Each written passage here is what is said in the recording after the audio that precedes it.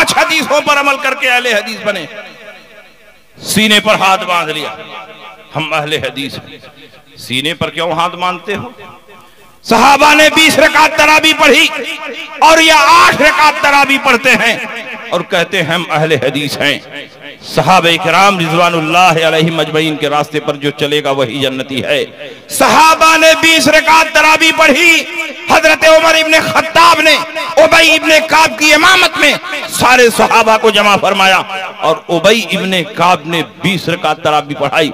सहाबा में से किसी ने इनकार नहीं किया, सारे सहाबा उनकी इमामत में 20 रकात तरावी पढ़ते रहे। गोया 20 रकात तरावी पर सहाबा का इजमा मुनक्किद हो गया।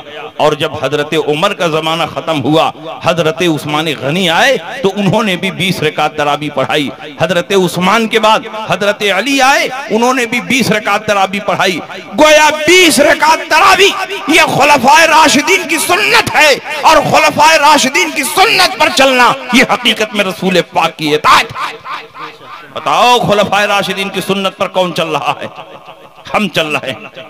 खुलफाए राशिदीन ने 20 रकात तरावी पढ़ी और नबी ने फरमाया जैसे मेरी सुन्नत पर अमल करते हो खुलफाए राशिदीन की सुन्नत पर भी अमल करते रहो। हजरत उबई इब्ने काब की इमामत में सारे सहाबा जमा हो गए। हजरत साइब इब्ने यजीद फरमाते हैं कानन नासु यक़ूमून फी ज़माने उमर इब्न अल-खत्ताब बि20 रकातन वल वित्र। सारे के सारे सहाबा उमर इब्ने खत्ताब के जमाने में 20 रकात तरावी पढ़ते थे और 3 रकात वित्र पढ़ते थे। और ज़ैद इब्ने रोमान फरमाते हैं कुन्ना नक़ूमु फी ज़माने उमर इब्न अल-खत्ताब। क्या है भाई, सब लोग कहाँ हैं? बैठो। आखिरी तकरीर में यही प्रॉब्लम है, अनाउंसर भागेगा, शायर भागेगा, सब भागने लगेंगे। किसी को इस्तिंजा लग जाएगा, किसी को पाखाना लग जाएगा। सुनो, इतनी देर तक सुने, थोड़ी देर और सुनो। है सुनना है कि बंद कर दें? कितने लोग सुनना चाहते हैं? कितनी हदीस सुनना चाहते हैं? हम जो बयान कर रहे हैं वो रसूल पाक की जबान से निकला हुआ कलाम है और शायर जो बयान करता है वो अपने कलम से लिखा हुआ कलाम बयान करता है। बताओ किसमें ताकत ज्यादा है, किसमें फजीलत ज्यादा है? हम कुरान बयान कर रहे हैं, हदीस रसूल बयान कर रहे हैं। साइब इब्ने यजीद ने फरमाया सारे सहाबा 20 रकात तरावी पढ़ते थे और 3 रकात वित्र। ज़ैद इब्ने रोमान फरमाते हैं सारे सहाबा 23 रकात पढ़ते थे, 20 रकात तरावी और 3 रकात वित्र। 1200 साल तक इसी पर अमल होता रहा। 1200 साल के बाद ये गैर मुकल्लिद पैदा हुए जिनको अंग्रेजों ने अहले हदीस का नाम दिया। अंग्रेजों का दिया हुआ ये नाम है अहले हदीस। इन्होंने कहा सारे सहाबा गलत, ताबईन गलत, तबे ताबईन गलत, अइम्मा मुज्तहिदीन गलत, औलियाए कामिलीन गलत। तरावी 20 रकात नहीं है बल्कि 8 रकात। इसलिए कि 20 रकात तरावी पढ़ने में इनकी नानी मर रही थी, बड़ी मेहनत लग रही थी। दिन भर रोजा रख के बिजनेस तिजारत के लिए दौड़ भाग करते हैं तो रात को 20 रकात पढ़ेंगे कैसे? तो खुद बदलते नहीं, कुरान को बदल देते हैं। हुए किस दर्जा फकीहाने हरम बेतौफीक। कहा तरावी 20 रकात नहीं है बल्कि 8 रकात। और जब कहा गया दलील क्या है तो तहज्जुद वाली रिवायत को तरावी पर फिट कर दिया। रसूल पाक 8 रकात तहज्जुद पढ़ते थे और उसी रिवायत को उठा करके तरावी पर फिट कर दिया। मैं कहता हूं कि जो रिवायत तुम बयान करते हो वो तरावी से मुताल्लिक नहीं है बल्कि तहज्जुद से मुताल्लिक है। इसीलिए इमाम तिरमिजी ने उसको बाबू तरावी में नहीं बल्कि बाबू तहज्जुद में नकल फरमाया है। ये इस बात की दलील है कि तरावी 8 रकात नहीं है बल्कि 20 रकात। नमाज पढ़ना हुआ तो घटा दिया और गोश्त खाना हुआ तो बढ़ा दिया। कहा कुर्बानी 3 दिन नहीं है 4 दिन। सारे सहाबा 3 दिन कुर्बानी करते रहे, ताबईन 3 दिन कुर्बानी करते रहे, तबे ताबईन 3 दिन कुर्बानी करते रहे। 1400 साल तक हरमैन तैयबैन में हुज्जाज कराम दुनिया से जाते रहे और हरमैन तैयबैन में 3 ही दिन कुर्बानी होती रही। जब से उस पाक सरजमीन पर इन नापाकों की हुकूमत कायम हुई है तो इन्होंने कुर्बानी को 4 दिन कर दिया। हजरत अबू बकर की रिवायत, हजरत उमर की रिवायत, अब्दुल्ला इब्ने उमर की रिवायत, हजरत अली की रिवायत, बरा इब्ने आजिब की रिवायत, ये सारे सहाबा फरमाते हैं अय्यामुन नहर सलासतुन अफजलुहा अव्वलुहा, कुर्बानी 3 दिन है और पहले दिन कुर्बानी करना अफजल। बताओ सहाबा की मानोगे कि गैर मुकल्लिदीन की मानोगे? कुर्बानी 3 दिन और पहले दिन कुर्बानी करना अफजल। तो नमाज पढ़ना हुआ तो घटा दिया और गोश्त खाना हुआ तो बढ़ा दिया। और अवाम में ये प्रचार करते हैं कि हनफी बनोगे तो बहुत मुश्किल हो जाएगी, 20 रकात तरावी पढ़ने की। शाफई बनोगे तो 20 पढ़नी पड़ेगी, मालिकी बनोगे तो 20 पढ़नी पड़ेगी, हम्बली बनोगे तो 20 पढ़नी पड़ेगी। गैर मुकल्लिद अहले हदीस बन जाओ, 8 ही रकात में काम चलेगा। और जब बकरीद का जमाना आएगा तो सबकी कुर्बानी 3 दिन में खत्म हो जाएगी, तुम्हारी कुर्बानी 4 दिन चलती रहेगी। 4 दिन ताजा ताजा नौ बनाओ गोश्त खाने को मिलता रहेगा। और इनके एक मुज्तहिद हैं सिद्दीक हसन भोपाली, सुरमा भोपाली ने अपनी किताब बदूरुल अहिल्ला में लिखा कि एक बकरे में 100 आदमियों की कुर्बानी जायज। एक बकरे में कितने लोगों की कुर्बानी? महंगाई के एतबार से इनका फतवा भी बदल रहा है। बकरा सस्ता था तो एक बकरे में एक की कुर्बानी होती थी। जब देखा बकरा महंगा हो गया तो कहा एक बकरे में 100 आदमियों की कुर्बानी जायज है। और सबकी कुर्बानी हो गई, सबके जिम्मे से वजूब साकित हो गया। अब किसी को कुर्बानी करने की जरूरत नहीं है, क्योंकि एक ही बकरे में 100 आदमियों की कुर्बानी हो जाए। बताइए, ये सहाबा के रास्ते पर हैं, ये कुरान के रास्ते पर हैं, ये हदीस के रास्ते पर हैं।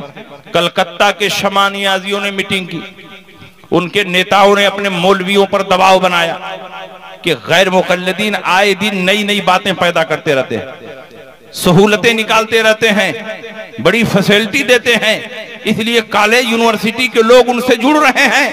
तुम लोग भी कुछ आसानियां पैदा करो, जब तक तुम आसानी नहीं दोगे कोई तुम्हारी जमात में दाखिल नहीं होगा, शमा नियाजियत खत्म हो जाएगी।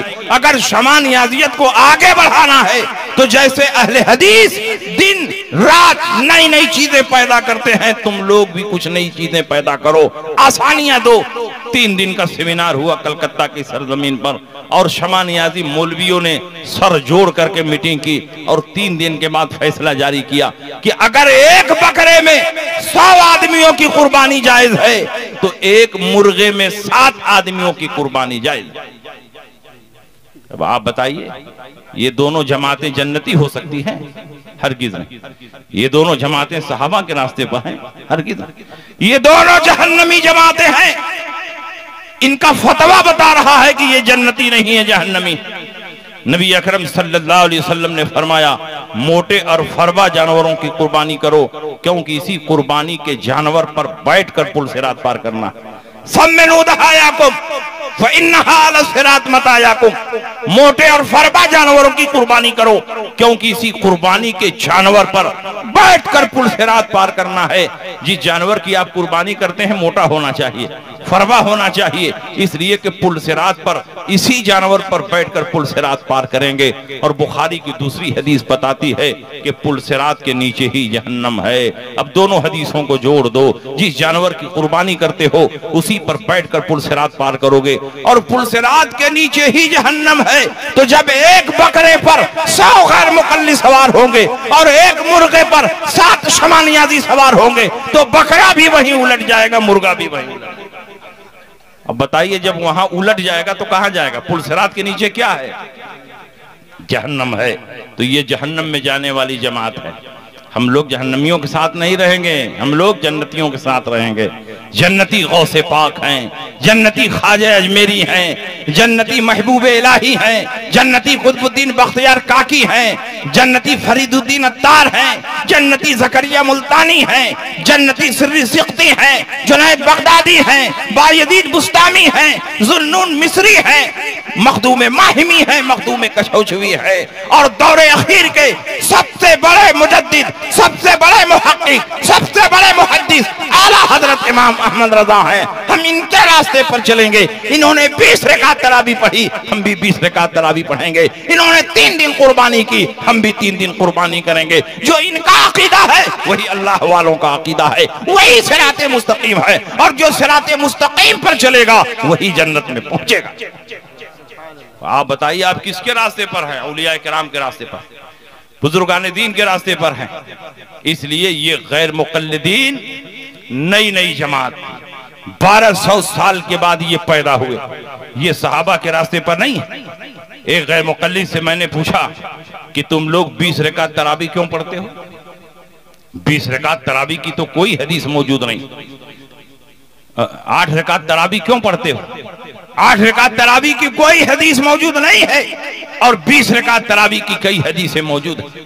तो उसने कहा कि 20 रकात को उमर ने जारी किया, हम उमर के रास्ते पर नहीं चलेंगे। 20 रकात को उमर ने जारी किया, हम उमर के रास्ते पर नहीं चलेंगे। हमने कहा तुम उमर के रास्ते पर चल ही नहीं सकते, इसलिए कि रसूल पाक ने फरमाया या इब्न अल खत्ताब वल्लज़ी नफ्सी बियदी मा लक़ियक शैतानो सालिकन फज्जन क़त्तो इल्ला सलका फज्जन गैर फज्जिका। आए उमर इब्न खत्ताब, कसम है उस जात की जिसके कब्ज़े कुदरत में मेरी जान है, तू जिस रास्ते पर चलेगा शैतान कभी नहीं उस रास्ते पर चल सकता है।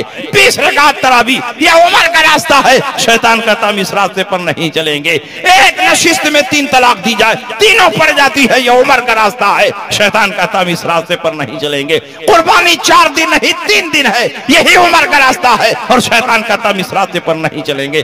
तुम उमर के रास्ते पर चल ही नहीं सकते क्योंकि उमर का रास्ता रहमानी है और जो शैतान का मानने वाला होगा वो रहमानी रास्ते पर नहीं चल सकता। बात समझ में आ रही कि नहीं?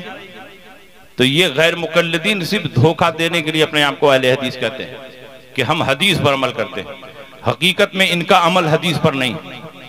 मेरा चैलेंज है पूरे हिंदुस्तान के गैर मुकल्लिदीन को कि ये जितने मसाइल पर अमल करते हैं आकर के हमसे बहस कर लें। किसी भी मसले पर सही हदीस पर इनका अमल नहीं। ये गैर मुकल्लिदीन सीने पर हाथ बांधते हैं कि नहीं बांधते हैं? सीने पर हाथ बांधने वाली कौन सी हदीस साबित है? तुम हमसे बात बात पर बुखारी की हदीस का मुतालबा करते हो। मिलाद जायज है तो बुखारी में दिखाओ, सलाम जायज है तो बुखारी में दिखाओ, क़याम जायज है तो बुखारी में दिखाओ, उर्स करना जायज है तो बुखारी में दिखाओ, चादर डालना जायज है तो बुखारी में दिखाओ। मैं कहता हूं सीने पर तुम हाथ बांधते हो, तुम भी तो बुखारी में दिखाओ। पूरी बुखारी शरीफ में सीने पर हाथ बांधने की एक भी हदीस मौजूद नहीं है और बुखारी तो छोड़ दो, मुस्लिम में भी नहीं है, तिरमिजी में भी नहीं है, अबू दाऊद में भी नहीं है, इब्ने माजा में भी नहीं है, नसई में भी नहीं है। पूरी सिहाए सित्ता में सीने पर हाथ बांधने की कोई हदीस साबित नहीं है। अगर हिंदुस्तान का कोई भी गैर मुकल्लिद सीने पर हाथ बांधने की कोई हदीस सिहाए सित्ता में दिखा दे तो मैं 1 लाख रुपया इनाम देने के लिए तैयार हूं।